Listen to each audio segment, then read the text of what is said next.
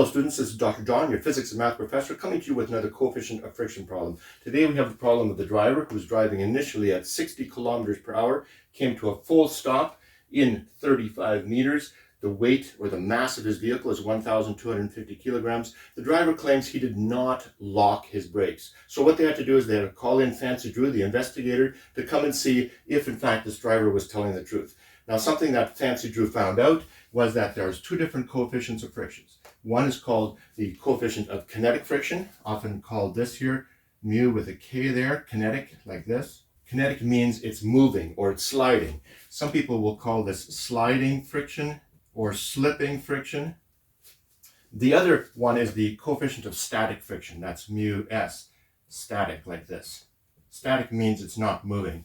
So the entire idea here is that the tires here would not be slipping. So when your tires are rotating, they're rolling, and you come to a stop, what happens is you just internally slow down the tires with your brakes, but you don't actually skid along the highway. If you skid along the highway, you would be using the kinetic friction, because what happens is when your tires are rolling, they start to slow down internally. There's still the tire is always touching the road. It's always rotating at exactly the same pace so that it keeps up with your velocity, and it's always touching the road. You're just slowing the tire down internally. But if you lock the brakes, your tire will hold and you will skid along at one specific spot, and you're going to leave tire marks like that on the road. You're going to leave the black of your tires on the road like that as evidence that you were actually skidding.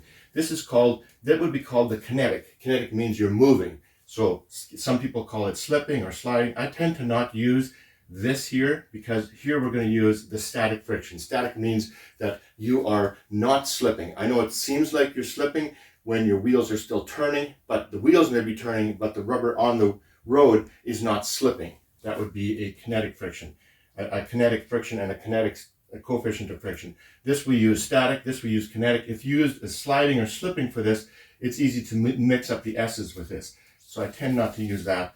And what they found out is that the coefficient of kinetic friction, which is when you're slipping, is about 0.3 for these tires on a dry surface, and it's about 0.8 for the static friction on a dry surface, much higher.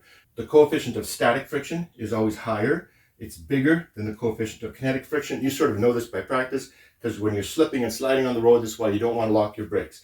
So Fancy Drew comes in and she looks at a couple of things to try to figure out what is going on here, and immediately notices the tire marks. The tire marks indicate that probably this person was locking their brakes and was using the kinetic friction, which is much lower. But because this is an actual case, we're going to have to solve this and try to figure out what the coefficient of friction is, what mu is, so that we can prove that it's closer to this or closer to this. Well, how do we do that? Well, when the car is driving along at a constant velocity like it is over here, and then you stop accelerating, you don't push your accelerator on anymore, and you apply the brakes, then the only force that's being applied is the force of friction going backwards. This force starts here, it's going this way, and it's trying to slow you down. Now, we can, of course, use that backwards, but what we can try to do is maybe flip this around. Let's just assume we started here at 0 and we accelerated using this force of friction until we had this initial velocity over here. That allows us to make everything positive. Now, of course, we have a problem here because this initial velocity is in the wrong units. We want everything in MKS, meters, kilograms, seconds. This is in 60 kilometers per hour. In some of my previous videos, I've shown you how to convert this really quickly. Kilometers per hour here. There's a trick where you can just take this and divide by 3.6. It's very, very easy, or you can go through the entire motion. If you want to go through the entire motion, what you need to do is this, just to remind you in case you've forgotten, is you want to convert kilometers to meters. How many meters in 1 kilometer? Well, there'd be 1 and 1,000. So there'd be 1,000 on the top. Now the kilometers are going to cancel. You're going to be left with meters. You're just multiplying by 1 because this and this have the same value. And the same thing with the hours. You'll want to convert the hours. So you want to put hours on the top, minutes in the bottom. 1 hour, 60 minutes. 1 minute, 60 seconds. Notice that by doing this, we will take this hours, cancel it with this, be left with minutes. Take this minutes, cancel it with this, be left with seconds in the bottom. So now this is going to cancel with this. This is going to be canceling with this. This is going to be canceling with this. We're going to be left with, and this with this. So that we're going to be left with seconds in the bottom. And whoops, I canceled one too many things. Meters should not be canceled. So we're going to be left with meters per second. Or this very simple way, this is 1,000 over 60 times 60, which is 3.6 in the bottom. Or you can try to remember this. It's one of those things that might be handy for tests for you to remember. So take 60 divided by 3.6 to get it in meters per second. I am getting 16.6 repeat for that. 16.6 repeat. Let's just erase some of this, and I'm going to write this up here as our other units. There, now we have everything in the correct units, and we can use our equations to try to figure out what the acceleration is. Because if we can find out what the acceleration is, then we can find out the force of friction. And if you remember your force of friction, here I'll write a couple of the things that we're going to need. Your force of friction is equal to, in this case, your normal force times mu. So I'll write this in here.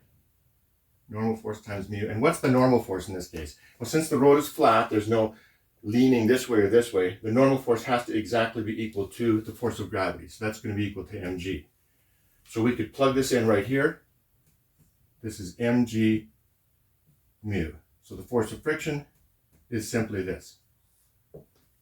mg times mu. So we're going to want to find what force it is that causes this car to accelerate or to decelerate in this case. So we have this now. So let's write this in here in case we need this later. Let's write that the force of friction is equal to mg mu, and we're going to want to use that later.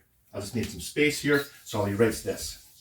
Now, how do we find the acceleration of this vehicle, or deceleration, if you want to take it that? But if I want to take this as, say, let's start here with 0 velocity and accelerate until we have this velocity over here using this force. We're just turning it around so we have everything in a positive direction.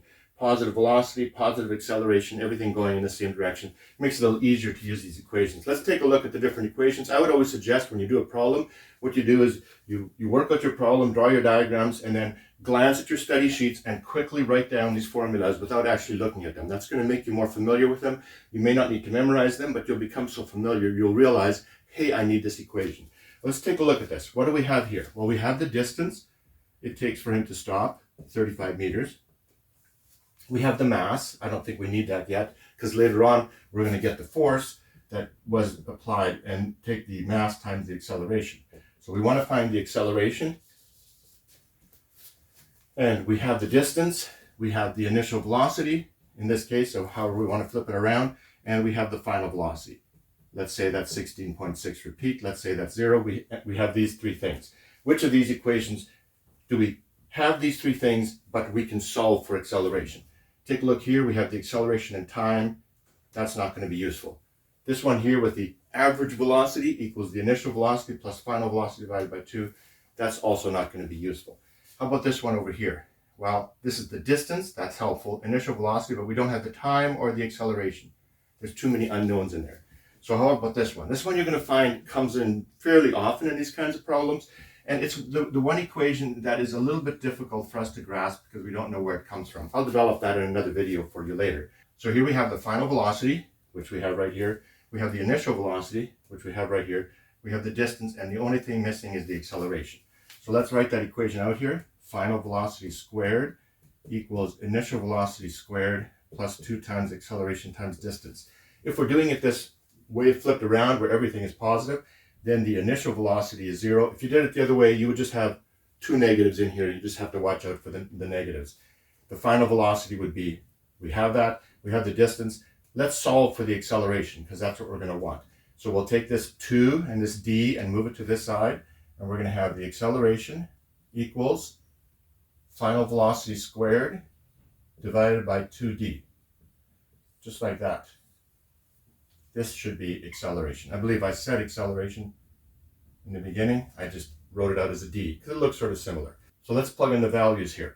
We're going to have 16.66. We'll just go with that. Squared divided by 2 times 35. I'm coming up with 3.965. That would be meters per second squared. That would be the acceleration that this person experiences, or deceleration because he's slowing down.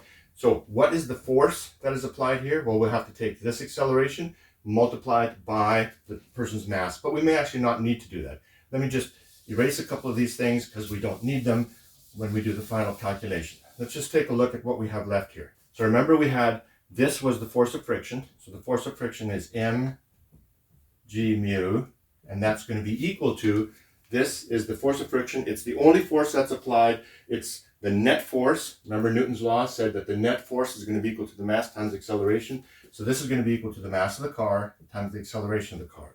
Here we have the acceleration of the car, but notice the mass of the car doesn't really come into our final equation. It gets eliminated here. We can divide both sides by g, and we're left with mu is equal to the acceleration that we did divided by gravity, which is 3.965 divided by 9.8. Of course, we have too many significant figures up there, but we'll drop that at the end.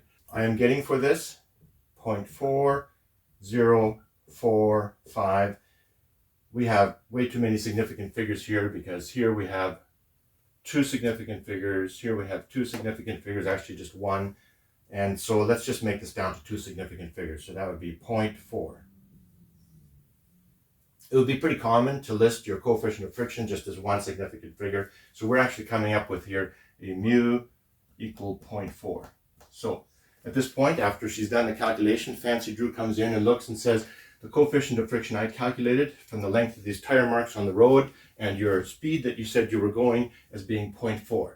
That is much closer to the stated manufacturer's coefficient of kinetic friction of 0.3 than it is to the static friction, which means most likely your brakes were being locked most of the way and you were creating these skid marks. So the evidence is very strongly in favor that you're not telling the truth, and case is closed. I hope you liked this video. If you did, like, subscribe, and I'll see you in the next one. Bye-bye.